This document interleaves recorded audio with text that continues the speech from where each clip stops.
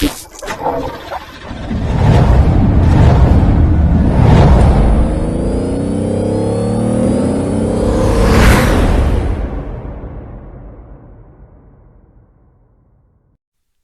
everyone, this is Aaron Johnson with the Johnson iRacing team.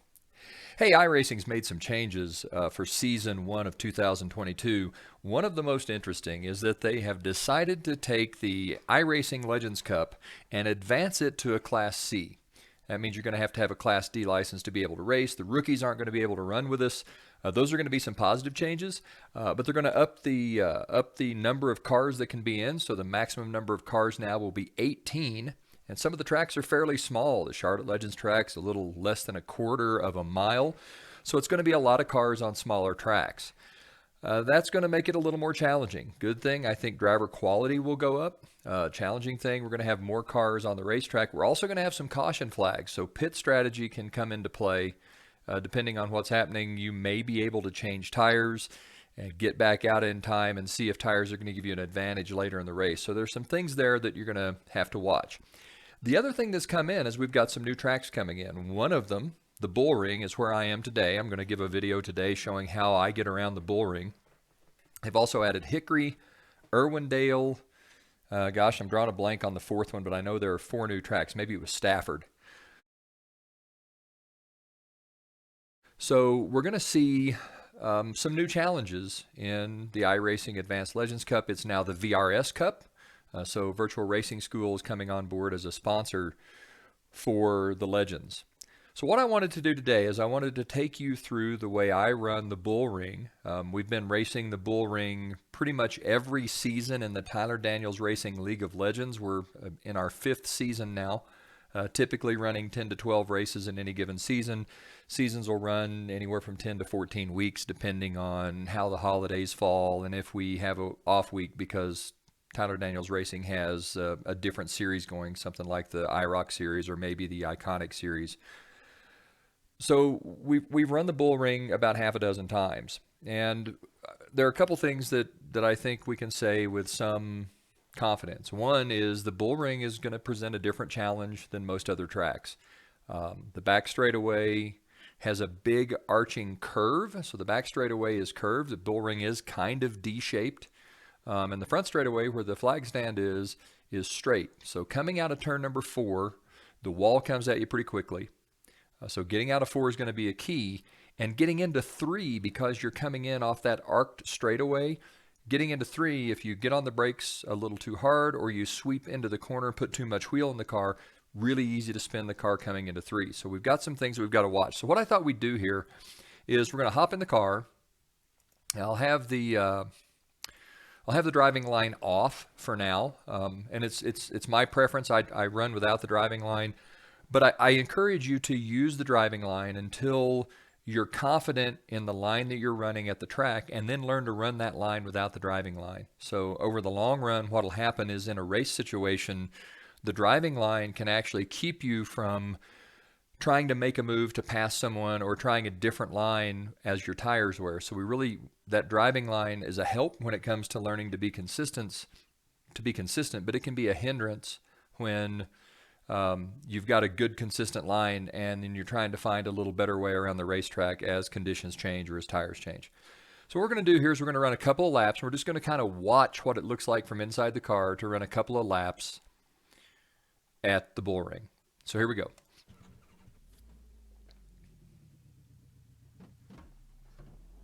And I'll do away with the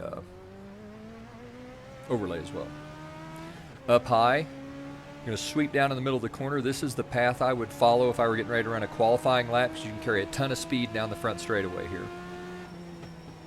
You will use brake at the Bullring, at least I do. I think the brake it's hard to run a fast lap without it.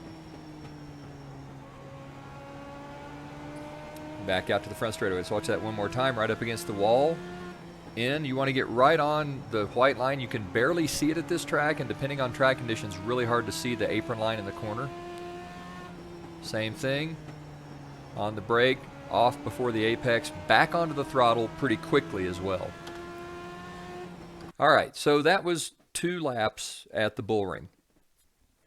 When we've been running in Tyler Daniels' League of Legends, really fast laps are in the 16.1s. I think I've seen one lap that was a 16.09. That was Eric Steele. Eric's kind of an alien. He was the Division II Legends car champion in iRacing this year and was running up in the top 50 overall. So Eric, very, very quick in these Legends cars. All right, so now let's run a lap. We're going to start at the start-finish line. So let's back this up just a little bit. We'll start at the start-finish line, and we're going to see what it looks like to run a lap. And I'm going to leave the overlay on so that you can see throttle and brake.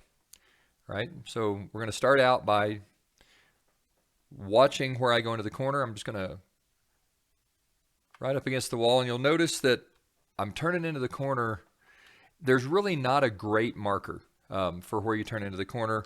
Typically, I start my turn, I don't know, right after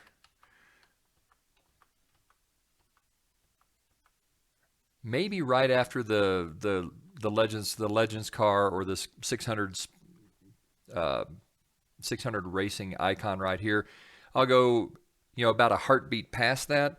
But what I'm really looking for is I'm looking for one of the divider lines here on the racetrack. It's this one right here. Again, you can barely see it. The markers here are really hard to see, and as the track conditions change, especially with the amount of sunlight, it gets really hard to see those. But I'm looking for this marker right here, and I want that marker to go kind of under the left side of the race car.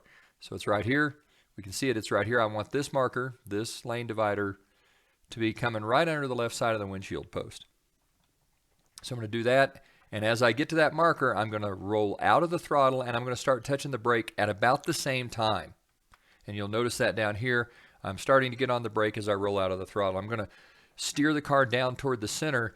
But you got to be careful not to put too much wheel in the car. You put too much wheel in it and get this steering wheel turned a little too tight to the left, and what will happen is as you get down toward the apron, the back end of the car is going to step out because you're going to be oversteering coming in. You're going to put too much wheel in it, and that's going to cause it to snap loose, and the back end is going to snap out from under you. All right, so I'm going to stay on the brake. Notice I'm not using a ton of brake here. Really just kind of dragging the brake, maybe just a little more than a drag.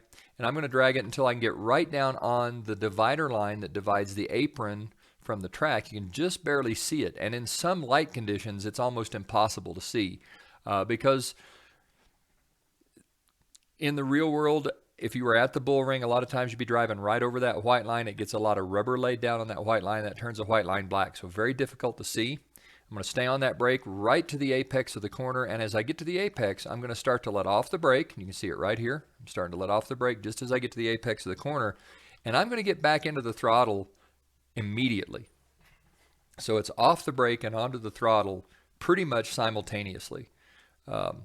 Coming in, you're getting on the brake and off the throttle at the same time. In the center of the corner, you're getting off the brake and on the throttle at the same time.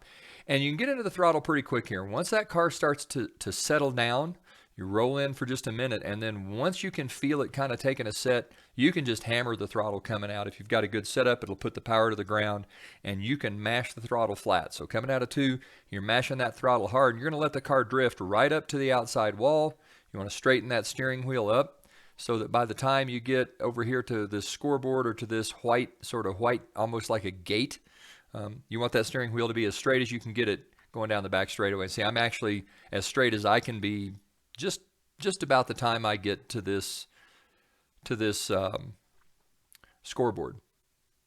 You'll never quite get the steering wheel completely straight because the back straightaway is arced. You're going to come right up here next to the Welcome to the Bullring sign. So it wasn't a gate, it's the Welcome to the Bullring sign. And as you get past that sign, you're going to watch up here on the right, and just as you get to this sort of purple something, I don't know what that says, something Charlie's maybe? Yeah, it says something Charlie on the boulder, whatever. Just as you get there, you're going to start to turn that wheel in a little bit, right? And so just as that goes past, you see the wheel starting to turn in, just as that's going past, and you're going to turn in, and you're going to be looking again for the right lane marker. All right, so the right lane marker is going to be here. And you're going to try to make this lane marker go just to the inside of the car. Right, so you're going to turn in, and you want that lane marker to be just inside your windshield. As you turn in, you're going to be off the throttle. Right, so you're going to be off the throttle. and on the brake at the same time. You're going to be turning in. You're going to let the car drift again right down. You may have to put a little more wheel in 3 and 4 too, I think, because 4 is tighter coming out. Right, so when you come out of the front straightaway is it is not arc shaped, and so coming out of 4 is a tighter turn than coming off of 2. Right, you're going to try to get right down to this line that divides the racing surface from the apron. I'm going to follow that through. Try to get 2 wheels right on it, and then as you come out, you're going to get off the throttle, off the brake, and on the throttle again at the same time. So let's back that up. Getting off the brake and getting on the throttle almost immediately.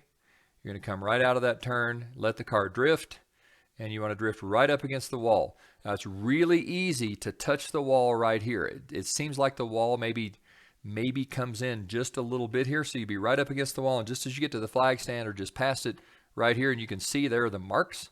It's really easy to touch the wall here, but you want to be right up against the wall as you come past the start-finish line. So that's the line you want to take. Let's watch that in real time with the overlay up. So here we go. We'll back up just a little bit and in real time. Turn. Now you're aiming to have that marker. Let's back this up and watch this one more time. You're aiming to have that marker come right under the left side of the windshield. Okay? So let's watch that again, and we'll watch the whole lap in real time this time. Here we go, real time, marker under, on the brake, back onto the gas almost immediately, a little bit too hard into the corner there, right up against the wall, turn in, same thing, looking for that marker to come right under this piece of the windshield, off the brake, back onto the gas. There's another lap. A lap here, 16.3, that's pretty quick. We'd really love to be able to get down into the 16.1s. This time, let's focus just on the throttle, all right? So, watching the throttle here, you're going to stay on the throttle as you turn into the corner. So you want to be turning in before you drop the throttle, and then you're going to drop the throttle just as you can pick out this lane marker. So just as you can pick it out, you're going to roll out of the throttle, and you can see I'm rolling out of it here. And just as it comes underneath, I'm rolling out of the throttle and I'm getting into the brake. And I'm not using a ton of brake, so won't use a ton of brake. We'll go right down again onto the apron, off the brake, back onto the throttle hard. You've got more room here coming out because of the shape of that straightaway, so you're going to let the car drift right up against the outside wall. Watch for the purple sign. When you see the purple sign, begin to turn in. Turn in pretty good. You want this marker right underneath the left side of your windshield, and let the car drift. As it got a little loose on me there, you can see I had to turn right to catch it. Back on the throttle coming out, and then right back up against the wall. All right, so you do use brake here. You don't use a ton. All right, now let's watch another lap at speed. That was a 16.354, good lap. That was a 2.98. Here we go, down right onto that white line, or what used to be white, back up against the outside wall. Watch for the purple sign, turn in, get on the brakes, hammer that throttle coming out, try to keep it off the wall here. Very easy to tag the wall as you go by. That's a 16.24.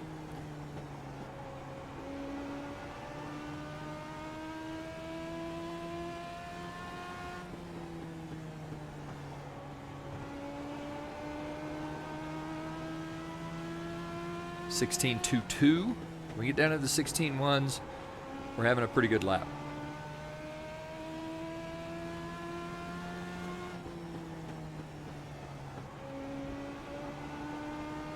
Almost too low coming off of that turn.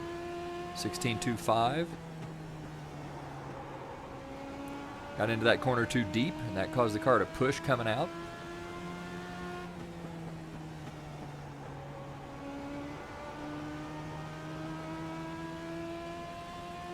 (16.23).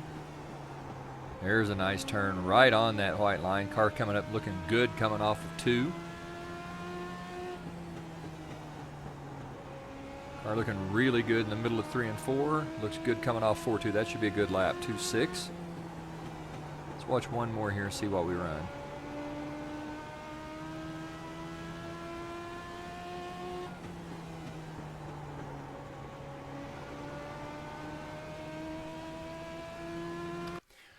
And a 1.75. So some really quick laps there. Let's back that last lap up, and let's watch it from the chase camera so we can see exactly where that car is on the speedway. So we'll back all the way up to the start finish line, and we're going to turn the chase camera on. Let's go with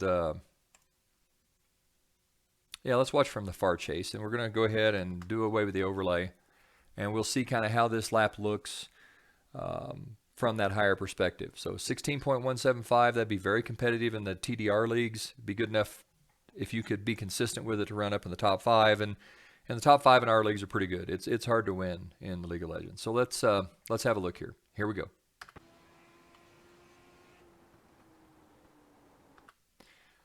All right, so the first thing you notice is we're right down on that divider line. So the divider line is right here. It's black because of all of the tire marks that come across it, but we're right down on the divider line. We don't want to hit the rumble strips there. That will upset the car, so we want to be as close to the rumble strips as we can get without hitting them. Back out to the high side, almost to the wall, then let the car arc in. Notice where that came by our marker, just at the edge of the left side wheel. So this is one of our markers, and we want to hit right on the edge of those. We want the wheels right on the edge of that marker. All right. Not quite as low in 3 and 4. And then right back out onto the front straightaway.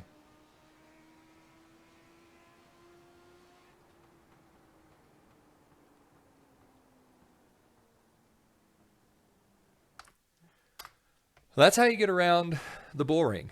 I don't know what to expect in terms of speeds once we get into the iRacing official series. I don't know, really what's available in terms of setups. I don't know what to expect. I would expect that if you can consistently run in the 16.1, 16.2 range, you should be able to be competitive in the top split. Don't know if that's going to be good enough to win, because there are some folks out there that can really drop some quick laps. Eric Steele, Austin Hawkins, Matt Coker, John Tuckness, a number of guys that can drop some really quick laps.